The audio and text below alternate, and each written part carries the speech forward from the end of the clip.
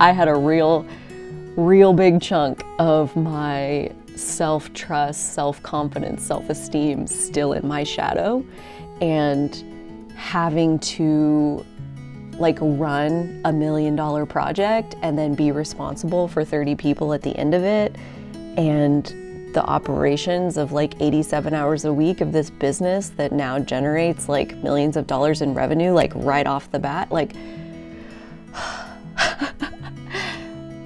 entrepreneurship is a crash course in learning to trust yourself.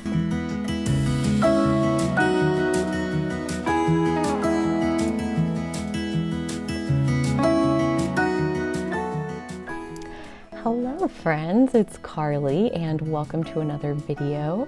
This is a share that I was inspired towards based on the energy of this week. As I talked about in the episode of Astrology Energy that got released yesterday, that went through the energy of this week as far as May 25th and 26th being a bang of Aries energy, and then over the weekend, May 28th especially, being a much softer, gentler vibe of like this really overflowing Taurus energy. So we have two very different vibes this week. But I also, how I like to think about like, what do these things have in common? Like, what is the overarching net effect of Aries plus Taurus equals what? And that is where I am inspired to talk about my path of entrepreneurship a little bit, and basically this idea of how I make money without a job, how I haven't had a job in years and continue to make an income that supports myself, along with supplementing money from my own savings. So that is probably where I want to start, is like this general philosophy around saving money that I was very fortunate. One of the most abundant things that I inherited from my parents was their attitude towards saving money. Not that they gave me money, but that they set me up with this perspective of delayed gratification and really taking your time to figure out like, where is the value that you want to invest your money into, not just little purchases here and there, but waiting for 5 to 10 years and then making a gigantic purchase that really upgrades the quality of your life experience. Like, this was just an experience that I got to witness growing up that I'm extremely thankful for. And so that has always kind of been in my outlook around money. And as I moved to Texas to take a job that I gotta say, like, I took it a lot for the money. I definitely, as far as like weighing it against other options, it was the most money, it was the nicest climate, and it was the most possibility for like growth and promotion and getting to try like multiple different things in the first 5 years, versus like some jobs were saying like, well, you work in the same position for like 3 to 5 years and then maybe you get promoted. And I'm like, oh my fucking God, like, I don't think I can handle that. That sounds miserable. So this job in Texas like really hit all my boxes, but money was one of the boxes back then. Like, how much of a salary are we talking? And I was like measuring a little bit of a chunk of my self-worth against that salary. Looking back on it now. And so as I moved into that job, it really did like blow my mind as far as like the way it worked at that company. There were 60 of us that came in at the same starting day. And then we went through the first like 12 weeks of the training program, initiating you into the first level of working at this company or whatever. And so there was a bunch of us like in this same training class. And so we all started getting our bonuses like at the same time. You qualify for bonuses after 90 days and they paid them monthly. It was wild. And so we all got our bonuses at the same time. And like, I got my bonus, and I mean, at that point, I was still carrying about $5,000 in credit card debt that I had racked up during grad school, like trying to support myself and like using the credit card to like kind of fill the gap. And so I took that bonus and I put it towards my credit card, which didn't pay it off. It would take a couple of bonuses to do that, but eventually the bonuses paid off my credit card, and like that felt really good. That's what I had like gone home that weekend and done with that paycheck, and it felt amazing. We show up at work on Monday morning and it blows my mind the stories that I hear about the new watch and the new purse and the new car and the new this and the new that. And I'm just like, wow, like once again, life, I feel like it's like that Chiron in the third house, like the people that I wind up with by circumstance, I just always look around at them and I'm like, I am nothing like any of you. Gosh dang it. Like here I am again, like being like the black sheep, not just the black sheep of my family, but like, hello, like black sheep of the workplace and black sheep of this place. And like, that's just kind of the MO of like that standing on the outside of the group and, you know, the vantage point that gives you as far as like observing the group then instead of participating in the group. And so I've spent a lot of time like doing the observation thing. And that is one of the pieces that really strikes me at how this basis of saving money has served me so well. Like when I think about like the rest of this story and how did I not only make the transition into it, but like into entrepreneurship and like not having a job, but also to be able to give it the like a respectable amount of time. Like I don't expect earthly success minute one. The first like moment that I put myself out there is like, oh look, I'm in business for myself, bam, I'm a millionaire. Like I'm not expecting that. And so to build something from scratch, it takes time. Like in the earth realm, like one incremental little piece at a time, one building block at a time. And if you want a solid foundation, you're going to spend a lot of time like building at this level where like it's not really profitable. It's not really like supporting you.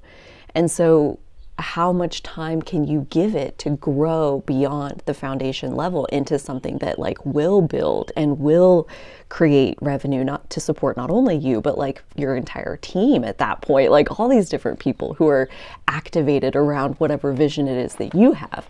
And so giving it the time that it needs to unfold and become is a luxury afforded to me by my savings. And the ability to make the transition in the first place, another luxury afforded to me by my savings. Like I've always known, I would say my parents and my grandparents were entrepreneurs, and before that they were farmers, which are basically entrepreneurs. Like we work for ourselves. We don't do well with authority, like is kind of the issue, and just like rubs us the wrong way, like a little bit allergic to authority, small allergy.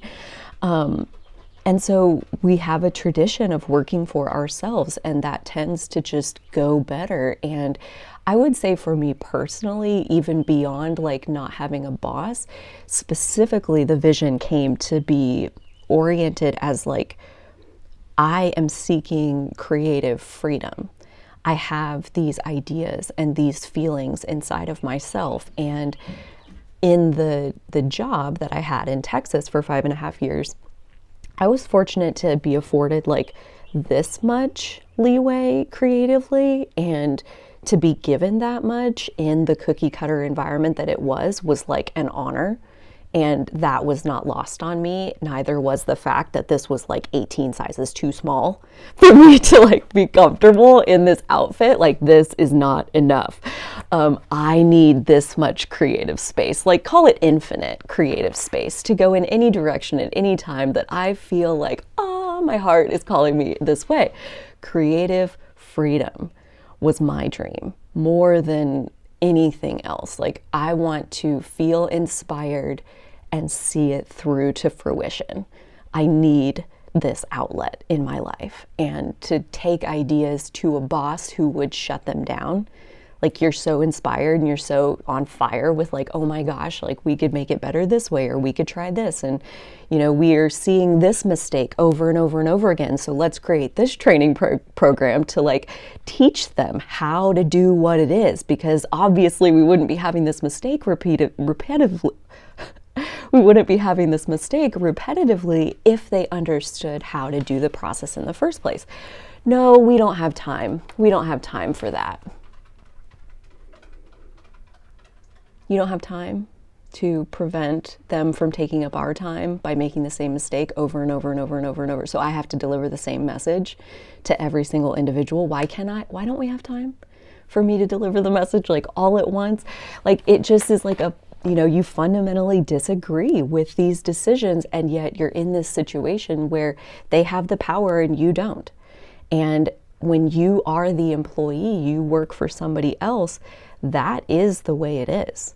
Like, the boss, the owner, the person with ownership has the power. That is the whole point of being the one in that seat, versus when you are an employee of someone else's vision, someone else's, their landscape of like how this is all going to go down. You have like this much power. That's what I'm saying. They gave me this much leeway to operate inside the little box that they put me in. And that was it. And at a certain point for me personally, it felt like part of my spiritual evolution to transcend the anger that I had had towards them for not giving me my creative freedom, and realize that they don't owe it to me at all. And the only person who owes me what I want is this guy. Like, it's me.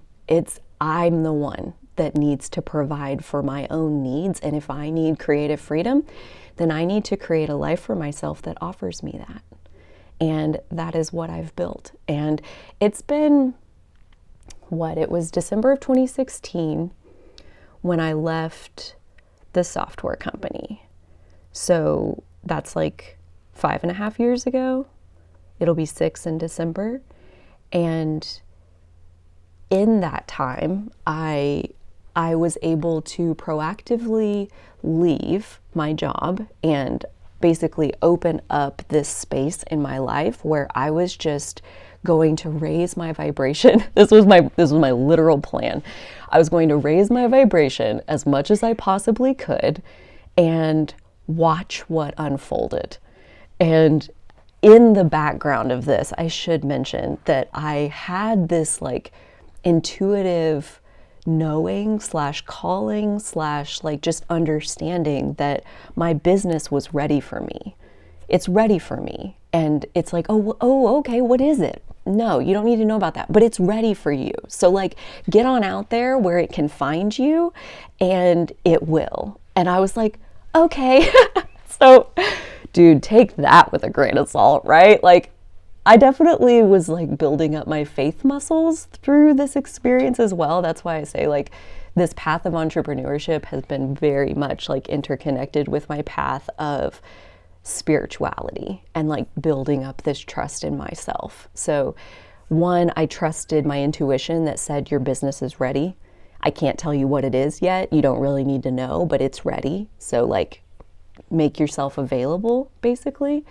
And so I left, and I was able to do that because of my savings account, AKA my Kiss My Ass fund. Like, I can leave and be free and do whatever I want at any given time because I have money set aside for exactly that. And I want to pause for just a second and acknowledge that, like, there are people in the world who have never manifested that situation where like you have a category of income that's now putting you in disposable income. Like, the words disposable and income in like a concept, like, one, it sounds like an oxymoron, and two, it's like almost a little bit insulting to the idea of people who don't have enough.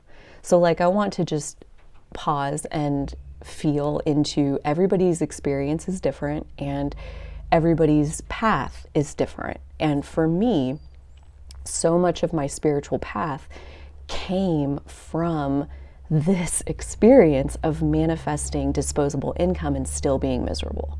That was how I got here to spirituality, to releasing the need for money. And that happened later, I would say, like, as far as it wasn't so much releasing the need for money as it was a coming online of my need for creative freedom. And this is kind of pointing me back to something that like Abraham Hicks teaches in their work, as far as like, how do I stop thinking this negative thought? How do I stay off this subject that's hurting me? And Abraham always says, like, you can't quit thinking a thought. You have to start thinking a new one.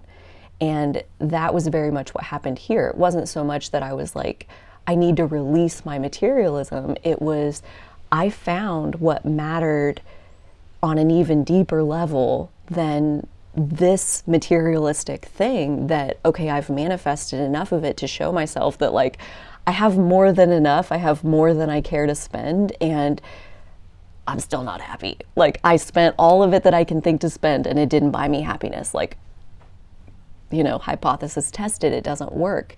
And so what else is there that's valuable? It must be something beyond the physical.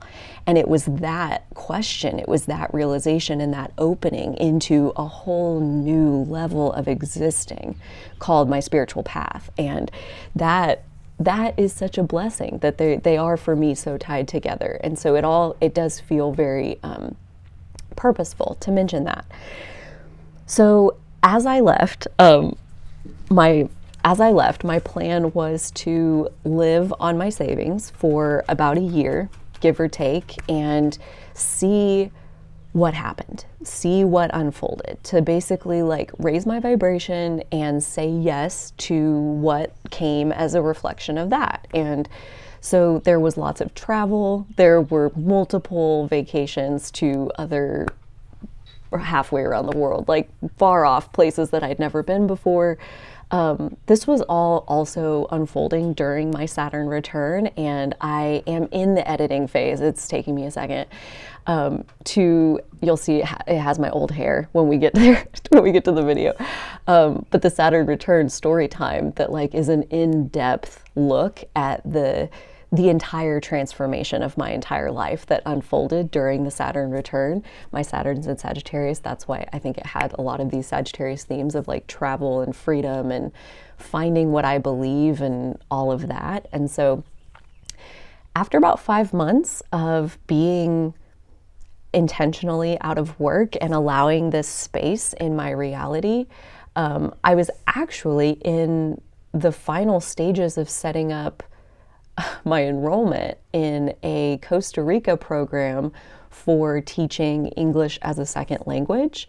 I was going to move to Costa Rica and go through this like 2-month certification process, and then the certifier helps place you into jobs all over the world, wherever you want to go live. And in Costa Rica, you could be profitable teaching English as a second language for like 25 hours a week. So that's what I was going to do, was go there and do that for a while and see what happened.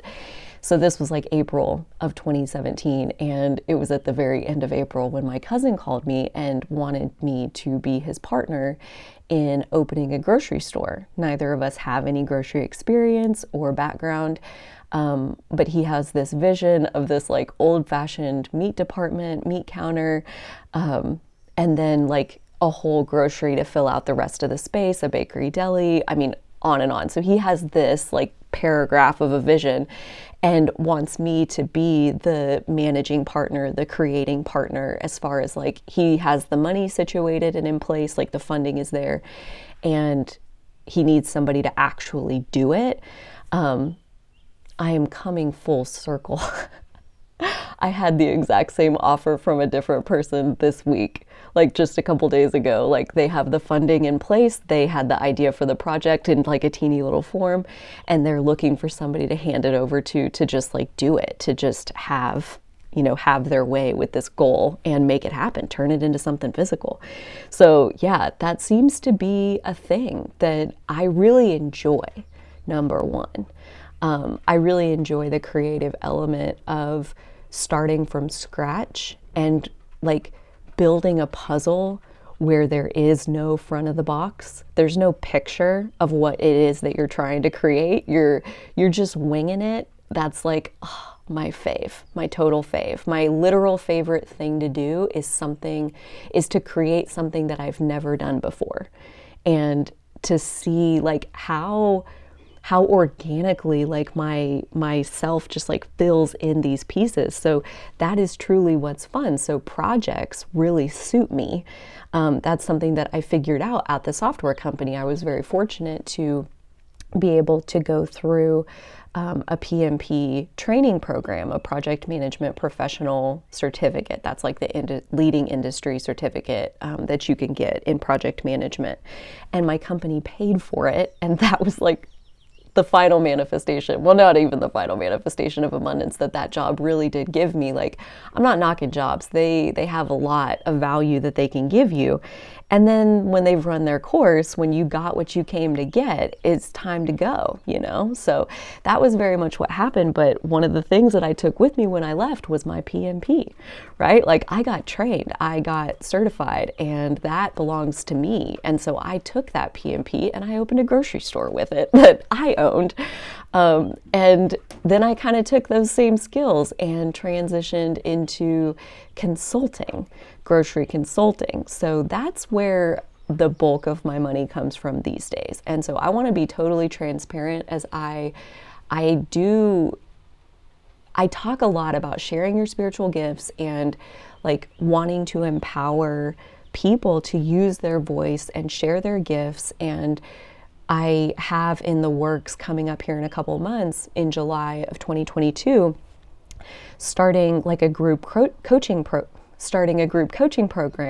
called Soul Revelation in Spiritual Business, where basically the goal is to like kind of in one area further develop your spiritual gifts. I expect people coming into this are going to have some basis of awareness, self-awareness, and we'll add to that in the front half of the program. And then in the back half, share tools and processes and all of that kind of training as far as like the practical side of now how do you ground these practices into a business setting. And so taking all of this entrepreneurship experience from my grocery store and again, doing something brand new with it, it's marrying it into teaching other people how to use these same skills for their spiritual business, or really any business, especially an artistic one where, again, you're coming to it from a place of wanting the freedom. So that's like one piece, I feel like, is wanting creative freedom. And I guess even bigger picture than that is like understanding why it is, like what specifically is the value in being your own boss, in being an entrepreneur. Like what is it about that experience that really draws you to it? And then as you go beyond, okay, now I've made that transition, now I'm living this life, it's like having that why really helps to like fill in the details of the how as you get into it day by day by day, little piece by little piece by little piece. Like those are how the how happens. And figuring that out is a lot easier when you know why you're there. And a perfect example is while I was doing the grocery store. Mind you, this is my first entrepreneurial experience. This is my first attempt at a construction project. I'd never done one of those before. I've never opened a grocery store. I've never run a grocery store. I was learning lots of things. I'd also never managed a team. And when we opened, I now had a team of like 28 people that I was responsible for. So there were layers and layers and layers of the experience of opening the grocery store. But one of the most common experiences was overwhelm at, I don't know what to do. I don't know what I'm doing. And like this urge, like a literal like energy that just moves you in the direction of like anyone that you think you can ask for help. Like, okay, here's what I got going on. What do you think? And my mom's like, I don't fucking know. Like, I don't know how to do this. Like, dude, you're the one that signed up for this. Like, you're the one that wanted to be their own boss. Like, you're the one that wanted nobody else to be able to tell you how to do it. And them's the breaks, is that now there's nobody else to tell you how to do it. And having that level of self-reliance is where I personally feel like entrepreneurship is also it was like what brought me deeper, I would say. My jealousy brought me to shadow work, and my entrepreneurship brought me even deeper into understanding my shadow work, because there's a real, I had a real big chunk of my self-trust, self-confidence, self-esteem still in my shadow, and having to like run $1 million project and then be responsible for 30 people at the end of it, and the operations of like 87 hours a week of this business that now generates like millions of dollars in revenue, like right off the bat. Like entrepreneurship is a crash course in learning to trust yourself. Like that's a great one-liner for the beginning of this episode, because that is ultimately what entrepreneurship is all about, is having the raw trust and belief in yourself, knowing that regardless of what obstacle you face, there is enough drive and desire in you to attack the obstacle, figure it out, and move on to the next one. And that's where, again, I feel like this ties in so beautifully to the energy that we have this week of the first half in Aries, the second half in Taurus, of this mixture of Aries and Taurus being, you know, how do we go in our own direction, but also sustain ourselves for the long haul? Because that's another piece of it, is like if you don't have a boss, you don't have like somebody assigning your work to you. I feel like I always blamed my burnout on my work environment, where my employer, my team, the expectations of them on us, and like they're pushing us so hard. Dude, I've never been so burned out as when I was working for myself. So we can push ourselves. We can be our own worst enemy. Oh man. And when you get into entrepreneurship, it's like you're face to face with yourself. You're face to face with your own expectations of yourself. So that is definitely a piece that has been transformational for me in terms of like, how do you own that your superpower is doing things that you've never done before without basically like at some point starting down that path and doing things that you've never done before and accumulating a track record of success with doing things that you've never done before. Like, you have to start somewhere, is basically like the Aries message of like, there is a natural, raw, primal spark of life that exists inside each and every one of us. Like, at a soul level, we already know. Like when they, like the bullshit spiritual teaching of like, all your answers are already inside you. Like, this is what they're talking about. Like Aries energy, it's in there. Your soul, the spark, the seed of your life is in there. And so letting it out and allowing yourself to trust yourself and your own direction is such the Aries courage that is necessary in that process, and that we are getting a burst of this week. So I expect there's going to be lots of people who are feeling like fresh in their ability to trust themselves, in their ability to like maybe be a little bit more bold in them standing up for themselves and speaking their truth and what they want out of their life.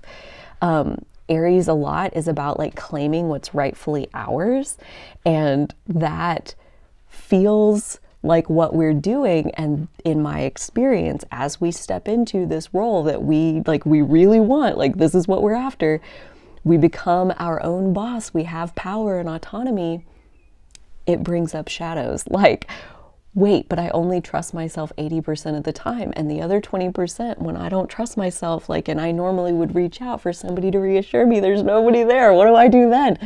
You go even deeper into yourself. And then there's that Taurus piece of this weekend of May 28th of like, you go even deeper into trusting your own instincts. Again, you know.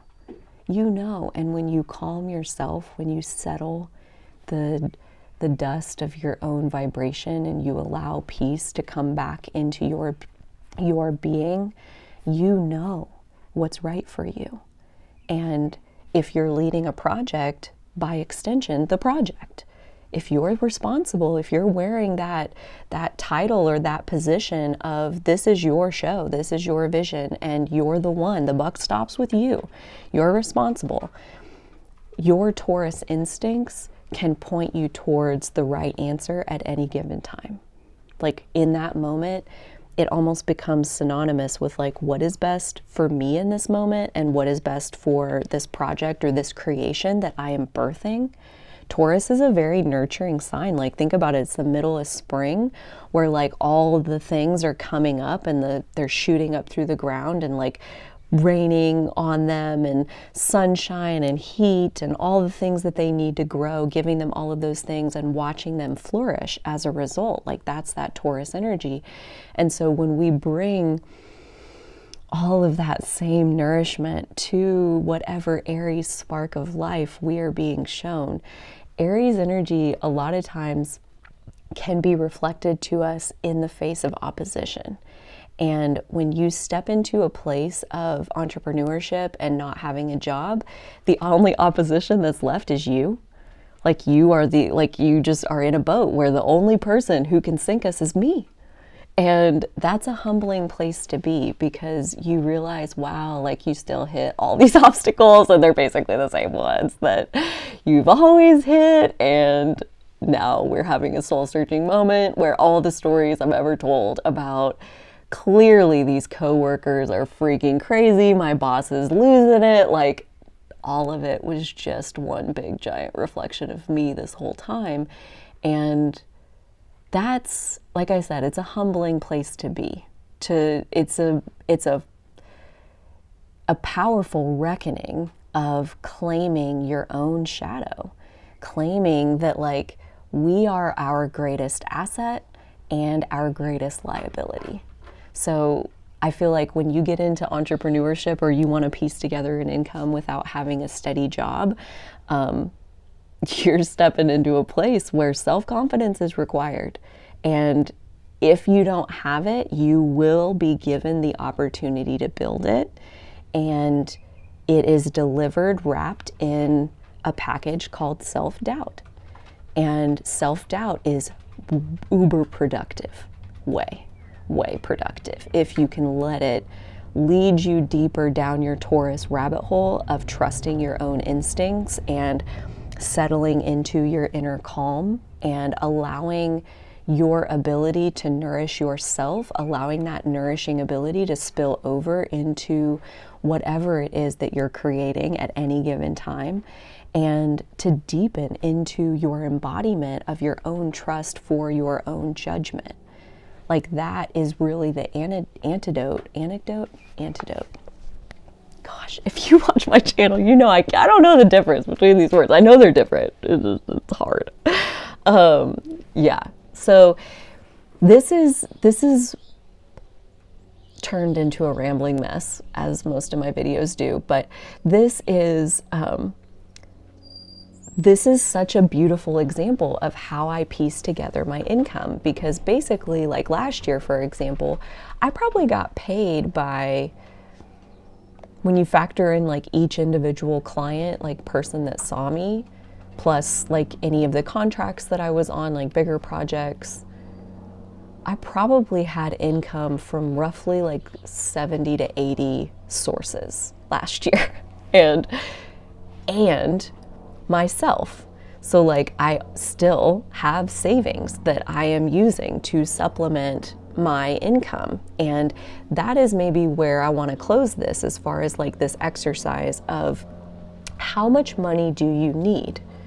How much of an income do you need? What are your financial needs? I feel like there can be like a cultural conditioning in where it's like this unwritten rule that the goal is to just get as much money as you can as fast as you can. Period. And that's all you're trying to do. And I definitely like was living that goal for a minute, right? Like that's why, you know, one of the reasons the software company job was so enticing. So like, though, imagine if that wasn't your goal, if instead we were asking ourselves, how much do I need? and working from that end of the spectrum. So when I think about how much do I need, I have two categories of expenses. One is my required spending, things like my mortgage payment, my car insurance, my car registration, a little bit of gas. I don't go very many places these days. I'm mostly a shut-in. I love it. And so like those kinds of required spending, those are your core expenses, let's just say. And then on this other side, we have discretionary spending. So these are things where I could live without it if I had to. So in that category, I put things like Netflix, but not Spotify. I put Spotify in my core expenses because my music, I have like an emotional connection. I'm sourcing energy from listening to that music. And so that monthly expense in my mind is totally justified. Like I'm getting enough value out of that. But Netflix, like I could definitely substitute something for that if I absolutely had to. So it goes over here in the discretionary side. And so then we're looking at like, okay, so how much is my required amount and how much is my discretionary amount? And what I found is like when I really look at my core expenses, you know, I don't need 6 figures. I barely need 5 figures. Like I put my core expenses around $20,000 a year. So when I think about like how much money am I trying to make this year, I would like to make a little bit more than $20,000. That's my goal. And I don't know that I've heard many people talk like this. There's maybe like some doomsday preppers that are headed in this direction that I've definitely seen that share some of my beliefs of like how can we just operate on as little money as possible? And I think their reasons are very different because again, my reasons are creative freedom. There's this other, so now that I have this amount, like let's say 20 grand that I need to make this year, then on top of that, there's this idea that I didn't really have words for it until I heard this quote, but I definitely had felt my way into it, which is let 20% of your time make 80% of your money. Let 20% of your time make 80% of your money. So that idea says, okay, so I only need to make 20 grand. I'm not trying to work 40 or 50 hours a week and make $20,000 a year. I'm basically trying to work like 5 to 10 hours a week and make $20,000 a year. And then what am I doing for the rest of my time, right? Like not just the 40 hours of like, that's what a normal job would be. Like I free up at least 30, 35 of those, plus all the rest of the time in the week. Like what am I doing with myself? Whatever my heart wants. And my heart is so generous. I love making content on YouTube for free. Like I've been a little bit criticized in my one-on-one practice for my prices. And I'm like, you don't understand. Like I don't need to make money off of you. And ultimately I don't want to. I want to make content that reaches the most number of people possible. That's what I want. And spending time with people one-on-one, like it can be really appropriate and it can be really productive for both of us and all of that. But it isn't my top priority because as far as money goes, like I make all the money I need off of the grocery consulting projects that I do. And so then that lets my spiritual business be literally 100% altruistic, as in I'm able to set my Patreon, for example, at a pay what feels good rate, where I suggest $5 a month, not even that. I mean, feels like hardly anything, but like it'll go as low as $1 a month. And then there are people who do more. Of course, it's pay what feels good, pay what you can afford kind of thing. Because if you want to be included, I want you to be included. Like if you're wanting this path of spiritual development, I want to be there. I want to, offer content that speaks to that.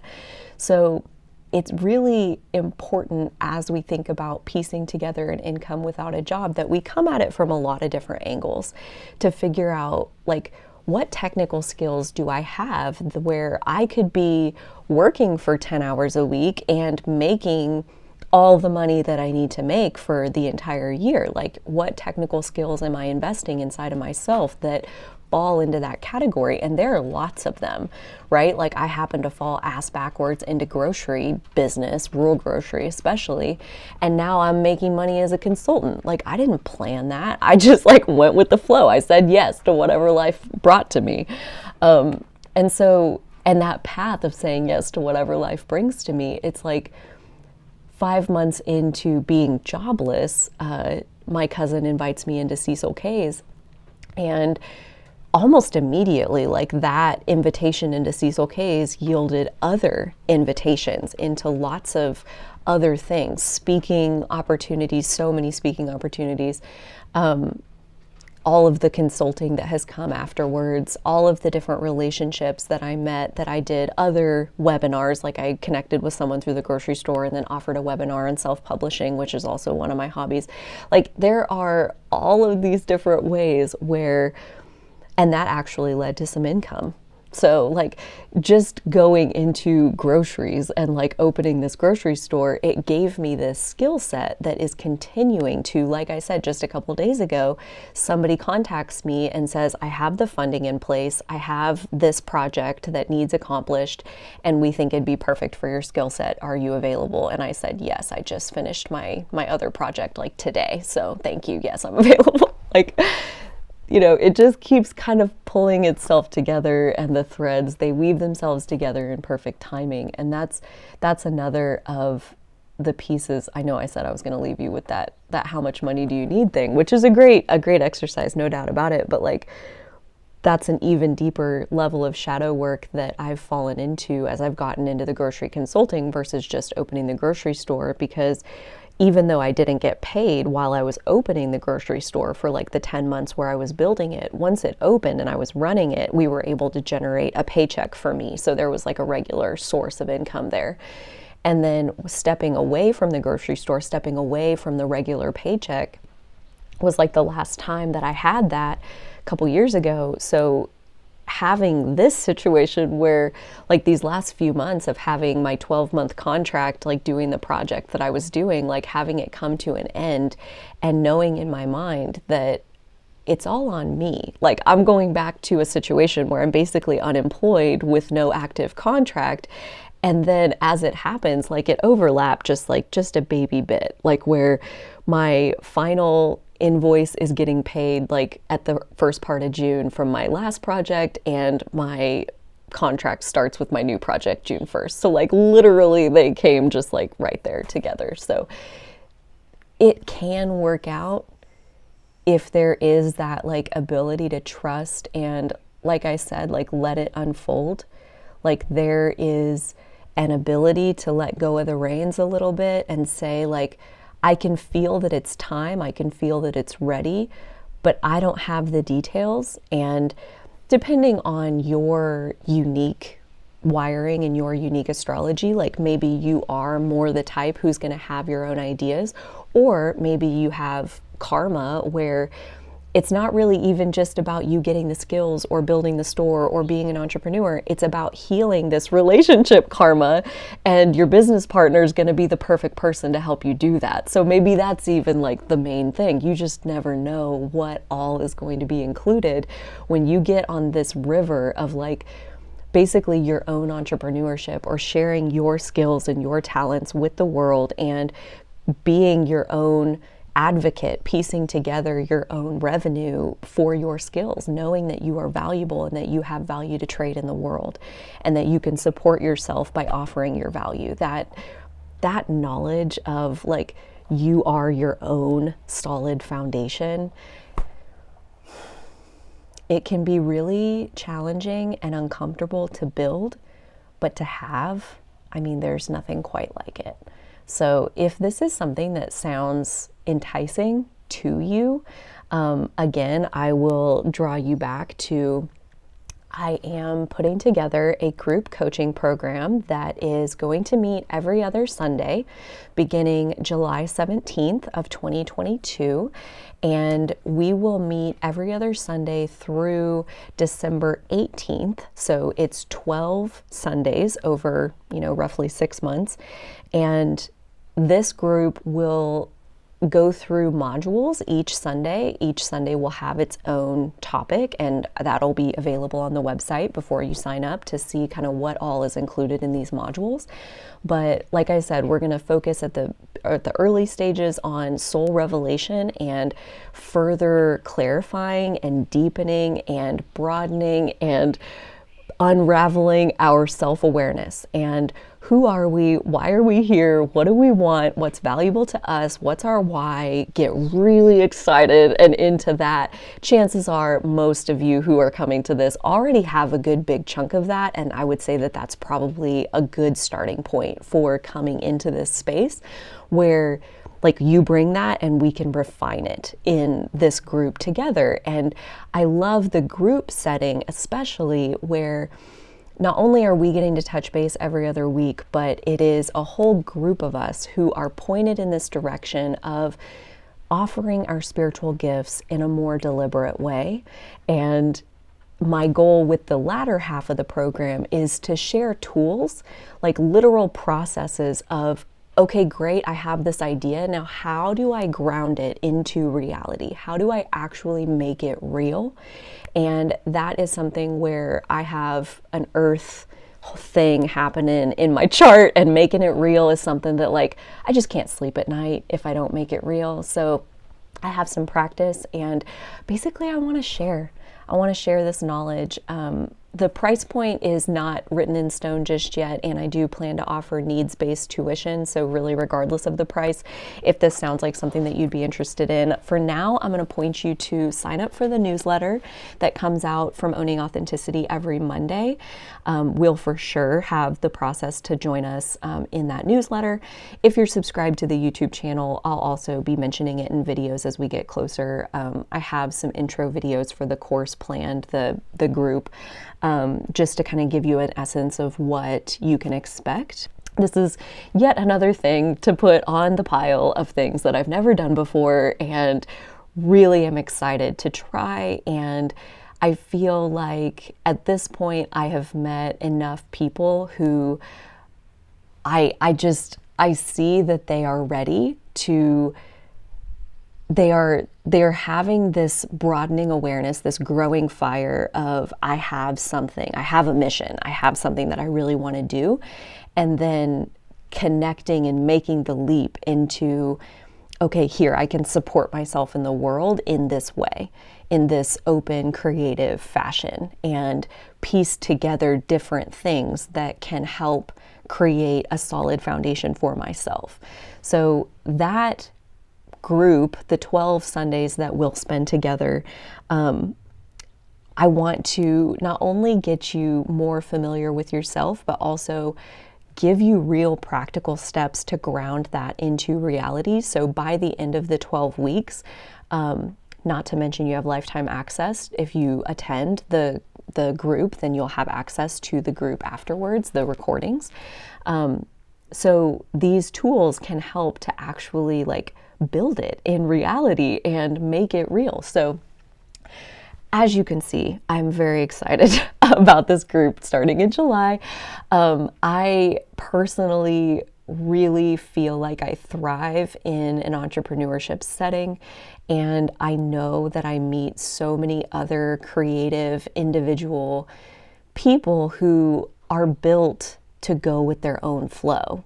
And that energy really does come alive in a new way when you take off all the restrictions and all the expectations of a job and a boss and somebody else setting your agenda.